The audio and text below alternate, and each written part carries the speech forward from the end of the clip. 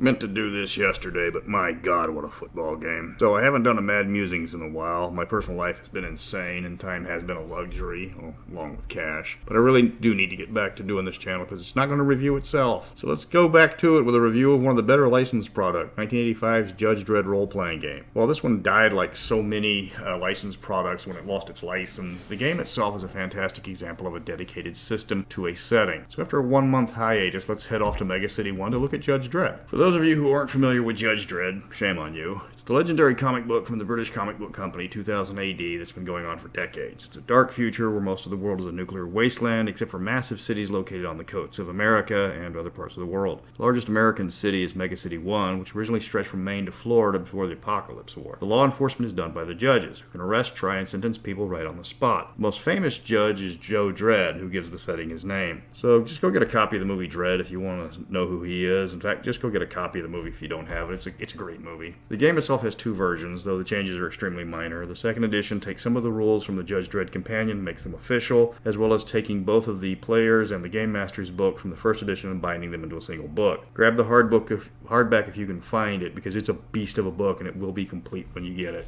The scope of the game itself is extremely restricted, as you're playing a street judge 99% of the time. You're basically a futuristic beat cop with only a very small chance of playing one of the 3 specialist judges. Seriously, in order to play a tech judge, med judge, or psi judge, you gotta roll double aught on percentiles, so you've only got a 1% chance of playing one of the specialist judges. There are some rules in the companion set which give you a greater chance of playing a psi judge if you roll really low on strength, but if you want to increase the odds of them playing something other than just a regular judge, instead of giving it a 1% chance, I up the odds to about a 10% chance. So if you can roll, say, a 16 or higher and put that into either med, tech, or psi, then you can play a specialist judge. You cannot play a civilian, a criminal, a soldier, or any other type of character from Mega City 1. The game is extremely narrow, like I said.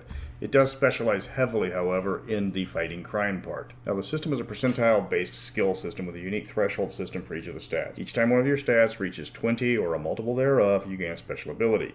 You could learn additional treatments with your medical skill, for example.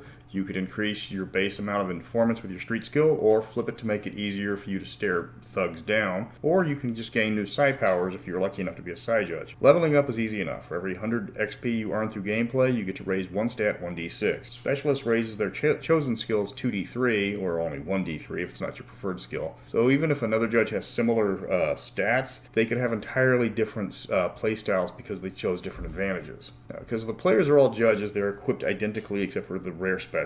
Everybody gets a lawgiver, the standard firearm that comes with a variety of specialist ammunition.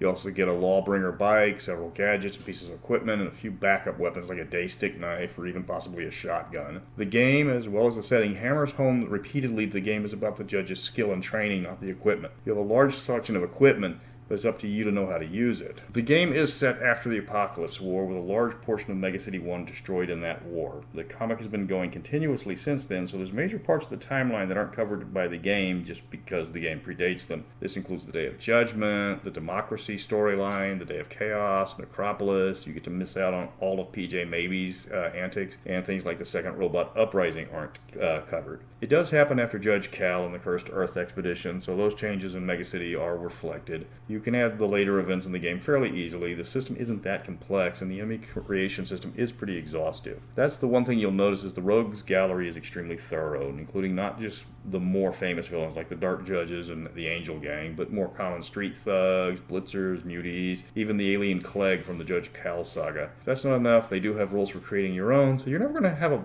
lack of bad guys. There's also a crime generation chart, so there's always a crime to break up. The game is seriously not lacking for adventures, even if it's something mundane like stopping a mugging. One portion of the game that some people don't grasp is it's not about stopping the crime, it's about stopping the crime correctly. You just can't shoot down a mugger if he offers to surrender. You have to actually take them into custody. If somebody is a footsie who is like psychotic insane, you have to take them in alive if possible so they can get psychiatric help. You only get experience points for stopping crime if you catch the criminal and judge them appropriately.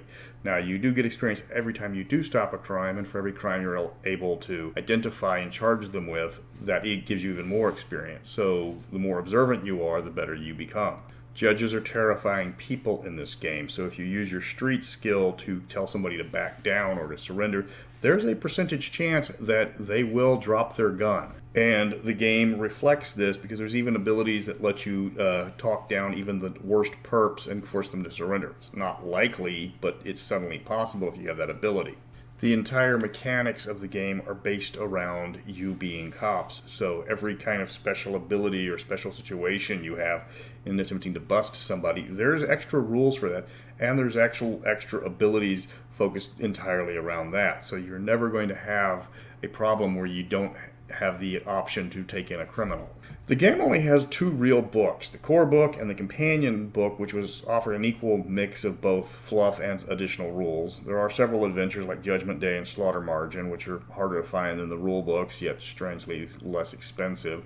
White Dwarf magazine did support the game heavily while it was in print with numerous articles, but unfortunately older magazines of White Dwarf can cost quite a bit. If you want to play the game with miniatures, you're in luck, as the Judge Dredd Street Gang War Game was a total bust, and you can get those miniatures on sale for next to nothing at several sites. Now, if you don't like playing a future cop, you're not going to like Judge Dredd. This is a very narrow-focused game, as I have mentioned previously, and you're going to have a hard time maintaining a lengthy campaign if the players just aren't into it. There's only so many riots you can hose down with foam before it gets old. The game doesn't go into the politics that were commonplace in later Judge Dredd comics, especially with the Judges Council and the corruption at the higher levels of the Justice Department. If your players want to go into that, it's a bit outside the scope of the game.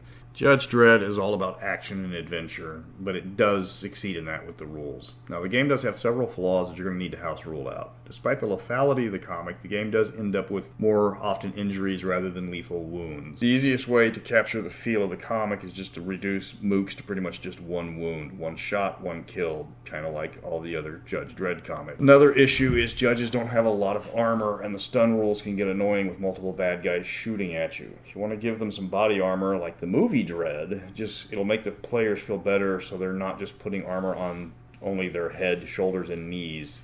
If you want to do cameos, of course, all the major characters are there. Dredd, obviously, of course, but so is Hershey, Judge Giant, and Anderson. Even the non-combat characters like Walter the Wobot and Max Normal make appearances, along with Dave the Orangutan, the mayor of Mega City 1, at least till they killed him. Use Dredd sparingly. The guy lives up to his reputation, is way above any party's level with his sheer amounts of lethality. If you have to, just let him show off and let the party take over cleanup duties. Getting the game is going to cost you. There's a lot of books still available because Games Workshop made them practically indestructible, but they're also collector's items, so you're looking at around $75 a book, with the companions going for about that minimum. The adventures weren't well regarded, so you can actually get them cheaper. It's hard to find them intact, though, because the boxes didn't age well. You can catch one at a used bookstore, get lucky on an auction, jump on it, especially if you're a Judge Dredd fan. There's not a lot to talk about Judge Dredd the game because it's only 2 books. Games Workshop lost the license in 1991 and had to destroy all the books they had, sadly. The setting is extremely specific, as some of the abilities are actually dependent on the various people you meet in Mega City 1, or even taking advantage of the terrain you're going to find in the city. The mechanics were created specifically to fit the setting, rather than just adjusting the setting to fit the rules, like other more generic rules systems have created for their game. There's a lot of special abilities in this game that are only applicable to judges, which is fine because that's the only thing you're going to be playing is judge. Unfortunately, if you want to play something like a mutie or a street level thug in Judge Dredd, that's not going to happen in this game. So I promise I will make the next video much sooner, as now that I've got a lot of spare time, being single again suddenly. So how about another blast from the past? This time I'm talking about Tales from the Floating Vagabond, a comedy RPG from Avalon Hill, of all people, a company not known for comedy. It's 1 part Callahan's Crosstime Saloon, 1 part Looney Tunes, and 1 part George Carlin live at Carnegie, the site of vermouth, shaken, stirred with a celery stalk. So until next time, remember, I am the law.